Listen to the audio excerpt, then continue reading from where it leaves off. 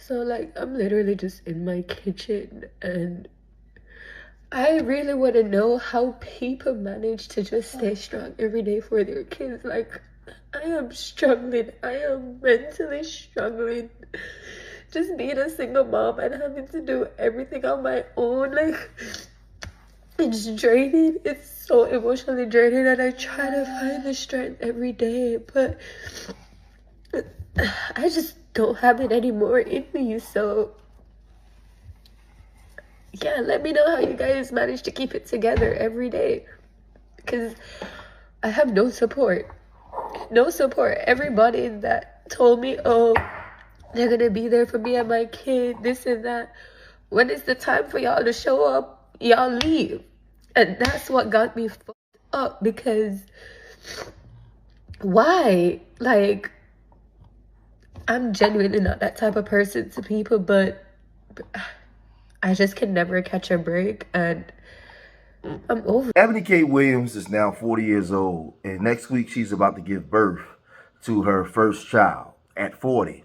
And she's online. Y'all remember her video online talking about black male sperm donations and propagating and promoting single motherhood in our communities. Now, Eboni K. Williams is a woman that does well for herself, but she's preaching and teaching this kind of stuff to black women in the black community.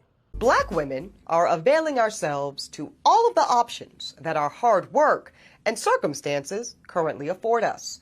And that means that single motherhood by choice is going to be an option that more and more black women consider and even exercise.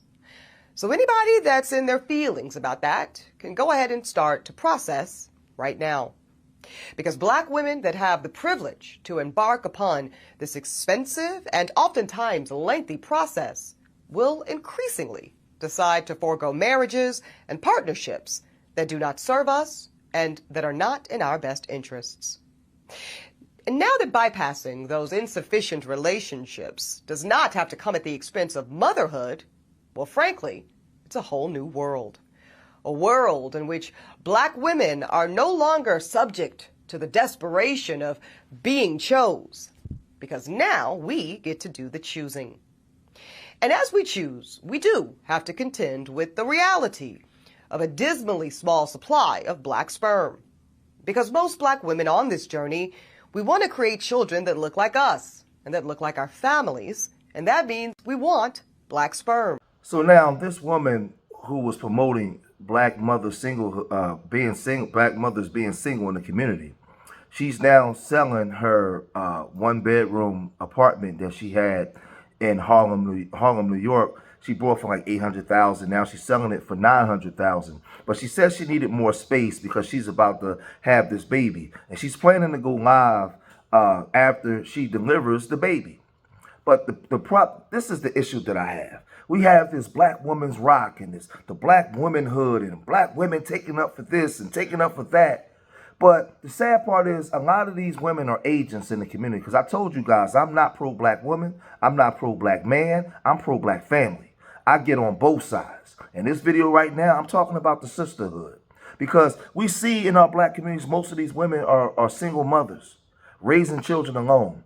A lot of it come from young men not being raised right. A lot of it come from young women not being raised right and poor discernment. Your body, your choice. Your choices suck in the way that you discern and choose men because you've been raised like that and it's been passed down from mothers. So let's talk about it, right? When you see this woman come on here that's a well-to-do woman, right? She can do certain things and get away with certain things, so she think, but she's promoting this type of culture to women that don't have the resources that she has, don't have the help that she may have. They can't afford a nanny, or they may not have mothers in place that will come in and help them. So she's pushing this, but in pushing this, where I come from, in the trenches of Philadelphia, I see more of this. I need a moment with the single mamas who not scared they need to be talked about, because I'm struggling bad. I don't know who to talk to. I don't know if anybody, listen, when we be telling y'all don't have kids, we not just saying it. It's not funny. Do you hear me? The way I have to keep cleaning up my house, the entire house, not just one room. People be like, oh, this is what you do. You do this, you do this. It don't happen in my household with my kids. First of all, I'm struggling mentally this week. And I know I am because I've been eating junk food and fast food all week. And I don't do that anymore. Last year I was on anxiety meds, but as much as they got rid of the anxiety, but I had no motivation. So I felt like, I need to get off this because I'm not being a good mama. But now I have anxiety and I'm not a good mama. I'm struggling, y'all. And it's like, you can't talk about this shit because it's like, oh, you had them kids, you need to deal with it. That's not how shit should be. You understand what I'm saying? My oldest, puberty is wearing me out, y'all. It's wearing me the fuck out. I just, every day is something stupid from school, and he's so smart. That boy is so much potential. And then I feel bad because, like, if he had a good functioning dad, it wouldn't be like this, but it's me. So I feel up, like, seriously, all the potential in the world, I don't want it to be wasted because it took me this long to realize what I was doing wrong. You know what I'm saying? I keep having to start over. I just don't want my kids to suffer from that. You know what I'm saying? My daughter, they said she wasn't going to walk or talk. The sassiest little girl you ever meet. I'm like, I done made so many mistakes as a woman. I just don't want her to go through what I've gone through. But you pass your pain down to your kids, right? My baby is running me up a wall every day. And you know what's bad? I have to say this. If you're a black man watching this, I want you to understand. Just because you're a good daddy don't mean you're a good man. I know a lot of y'all just got confused off of that, but you're not a good man if you try, like literally, because you created a fantasy in your head to be a victim. So now you got to really treat her like she's a villain, or nobody's going to believe the lie you're going around telling. Like, I feel like we just need to have a come to Jesus moment, because I feel like everybody always coming over here to me, asking me for it. With each father, they got a little better, right? But I got to come back to that third one, because it's when a woman says, I'd rather you be a deadbeat and I be raising this child by myself than to have to. Because of the single mother situation, there's a lot of children that get hurt in the process. They get SA assaulted. They get abused. They get all mistreated, all kinds of different things, because a lot of times women go through postpartum when they have a child. They're overwhelmed, trying to do it alone. And then you have some women that got 2 and 3 and 4 children by 4 different men. And they sitting there not knowing what to do, losing their mental health. Like this woman said. And she admitted in the video that she made a lot of mistakes. She talked about her third baby father and how she would rather raise the child alone, but she didn't learn a lesson after the first one, the second one, the third one. But that's because that's the way was normalized dysfunction in our communities. We normalized this. So what happens is when I made videos criticizing the black man and saying what the black man need to do and what he's not doing, I had a whole big following of women. The minute I started to critique and criticize the black women, I lost 90% of my women following. 90%. Because we want to indulge in casual sex without accountability. And then when the single motherhood comes, you're not equipped to deal with it. You're not the women of old. You're not equipped to deal with it. But then you have a woman that even has help with her mom.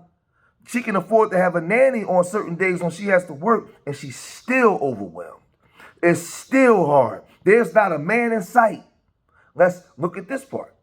Being a single mom is literally the hardest shit ever. Like, you cannot do anything.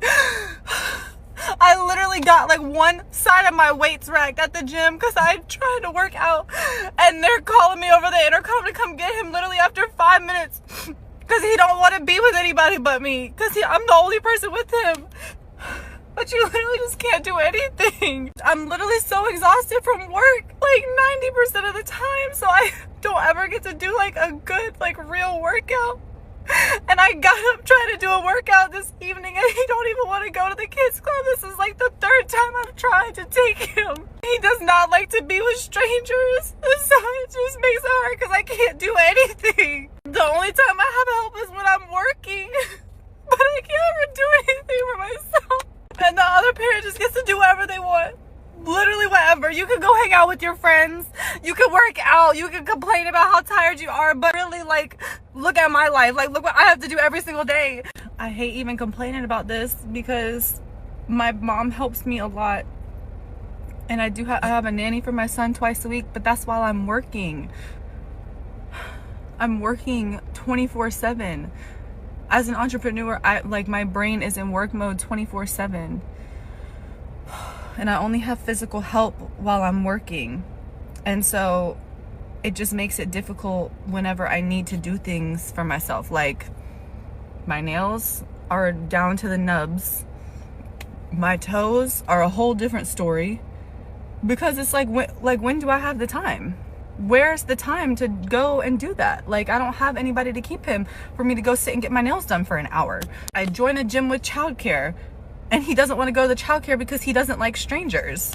I can't do work from home because if I look down for 2 seconds. Again, I'll tell you young women out there the same thing I told my daughters.